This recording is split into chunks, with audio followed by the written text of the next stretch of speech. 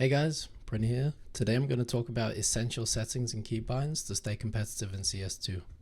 In this video, I'll show you how to make an auto exec, how to double your FPS, and decrease input lag. I will also talk about optimal radar settings and how to enable raw input on your mouse. So the first setting that's critical for aiming in CS2, I'm going to show you guys, it's actually a Windows setting. What you have to do is you have to open your Windows settings and then you have to type mouse. It will open this window and then you go down in additional mouse options.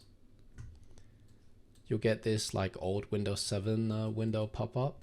Then you have to go under pointer options. And here this will be enabled on default if you haven't turned this off. It's called enhanced pointer precision. This basically gives you like mouse acceleration on your mouse automatically. And because Counter-Strike 2 doesn't have a raw input setting like CSGO had, it also gives you mouse acceleration in the game. So you have to make sure you turn this off, guys. Okay, with that out the way, let me show you guys how to make an auto exec file. All you have to do is open your Steam and right click your Counter-Strike. Then you go into properties, installed files, you press browse. Now this file explorer will open and all you have to do is press game, CSGO, CFG, and at first you won't see this auto exec because you don't have one. So all you have to do is right click, make a new file, make a text file, just call it auto exec. And at first it will make a text document, but all you have to do is open the notepad, press file, save as, and then you can call it whatever you want, but most people call it auto exec. And then you have to remember this .cfg at the end, and then press all files. Then it will save it as a CFG file. Then you just press save. And now you guys can see there's an autoexec to a CFG file. Now you guys know how to make an autoexec. Let me show you guys my autoexec. So this is my autoexec, and let me just go through all the commands for you guys. The three commands at the top are tuned to fast internet speeds. So basically it changes how much ping I have, how much input lag I have, and because I have a really good connection, I can use these values. If you have a worse connection than I do, I have 1 GB per second, then you should not include these values in your autoexec. After that, I have FPS max on unlimited FPS. I have a frequency of 240 Hz because I have a 240 Hz monitor. DirectX 9, it increases FPS like 40% when you play CS2. You have to enable this basically. It's a huge advantage. No vid makes the game open up faster. MacQ mode 2 enables more threads to work on the game simultaneously, so it basically just increases your FPS with no downside. Force preload forces the game to load all the map textures fully before you play, so it doesn't pop in textures when you're playing. It increases your FPS. These three commands, they give your mouse raw input, so there's no mouse acceleration from the Windows operation system or anything. Really nice. Allow third-party software. I have this so I can record on OBS on the game. So threads 16, I have 16 threads in my CPU, and to make sure that CS2 uses all those threads, I have it typed in my autoexec. You can see how many threads you have by pressing the Windows mark and typing diex diagnostic. Then this will pop up, and all you have to do is look down at the bottom where it's written processor, and I have a AMD Ryzen 7. And I have 16 CPUs, which means I have 16 threads in my CPU. So typing that, so if you have 12, you type 12 here basically. And that makes sure that your whole CPU is working on CS2 as you play it, which will increase your FPS. And then the last command is just high. So it just prioritizes the game over any other applications I have running on the computer at the time. So under all these command settings that tweaks my settings to increase my FPS and give a better connection to the servers, I actually have some First I have a jump throw bind, which I've binded to T on my keyboard. Then I have a run throw bind, which I've binded to H on my keyboard. And then I have a rethrow last grenade bind when I'm practicing with my team. And I've that binded on K. So if I throw a grenade on the practice map, if I press K, no matter where I stand, it'll throw the same grenade line up, and I'll show you in game later. But yeah, it's a really nice bind. And of course, in the video description, I've linked my autoexec if you guys are interested in downloading it. Now that you've made your autoexec, you have to go in Steam launch options to make sure that it activates your autoexec every time you open CS2. And you do this by going in Steam, right-clicking your game, going into properties, and then you just scroll down to launch options, and all you have to type in is this, plus execute, and then the name of your file, which should be autoexec.cfg. And remember guys, if you like this video and it helps you get better settings in CS2, like and subscribe. So now I'm just going to go through all my settings, and I'll just briefly talk about why I have it as I do. Video settings, I'm an old guy, you know, I play 4x3, 1280 x 960. I mean, that's most of the pros use this. I think it's because, I mean, 4x3 decreases your FOV, which increases your FPS because you have less of the game to render. I find that very nice. I mean, I don't feel like Counter-Strike is a game where you need to see lots of things. You know where you're pre-aiming, you know where the opponents are standing. You don't need that extra FOV, so I encourage you guys to switch to 4x3. These are my advanced settings.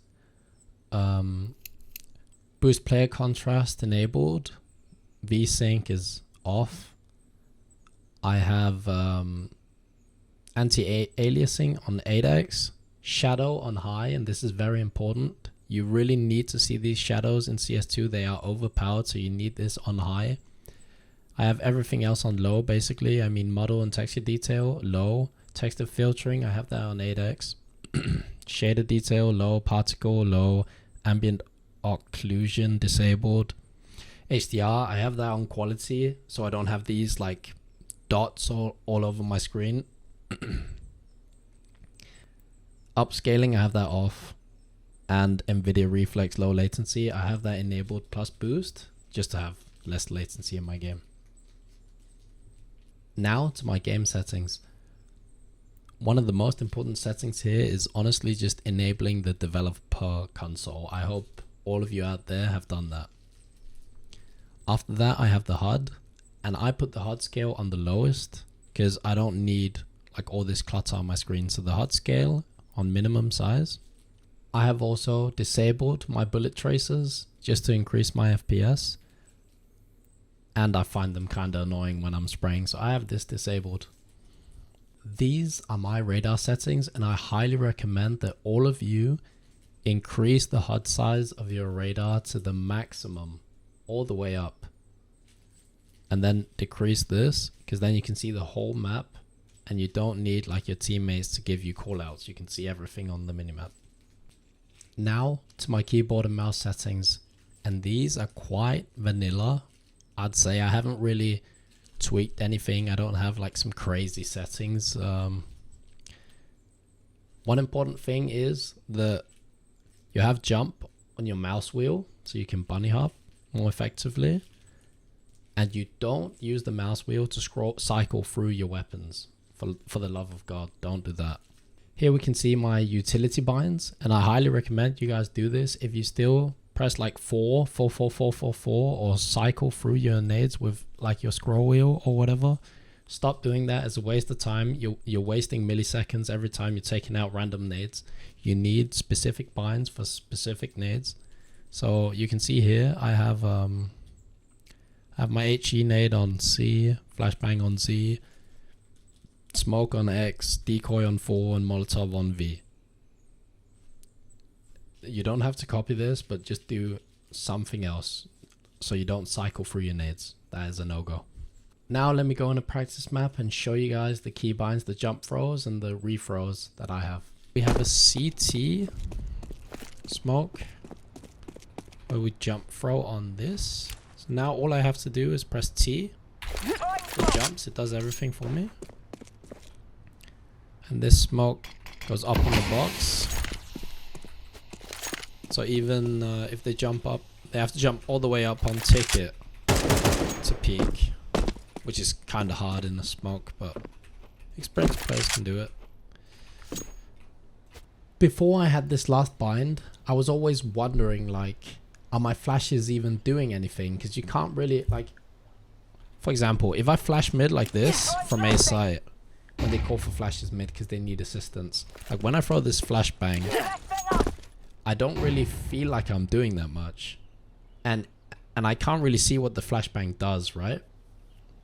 And this bind actually changes that. So now, let's say I want to throw a flashbang and see how effective the flashbang is, right? So all I do is I throw a flash, and this is how I'd normally throw a flash if someone in mid was calling it out, right? So let's see how good this flashbang actually is in helping mid. So now we go to mid, just no clip through there. And now let's act like we're a terrorist, right? And now I'm peeking window, right? And now if I press the last command, I have binded it to K. So now if I press K, it will throw the flash that I threw earlier. So let's see it. That's the flashbang I threw from A site, right? So any terrorist that's peeking up window is going to get absolute, like, if the CT peeks off this flash, it's a free kill, right? And the further they come up mid, the worse it just gets. Look. Like, white for multiple seconds, right? And they can't even react to this flash. Like, look at the flash. They can't hear it. And they have like half a second to react, maybe even less. So this is a god flash, and if you're coordinated with your mid players, I mean, if they peek off this, it's free pickings. If they're down here coming up connector, absolutely creamed, right? So this flash is insane. I mean, they don't get hit like if they're like here, right? Even then they still get hit. This is how you can practice lineups and learn how your flashes impact. And I mean, you can do this with mollies, HEs, everything. You can see how much damage an HE does, specific locations. It's really helpful bind. Now you guys hopefully have changed your settings and have a nice auto exec where you can jump throw, run throw, and even rethrow your nades while practicing. Now you guys are ready to be competitive in your games. Enjoy.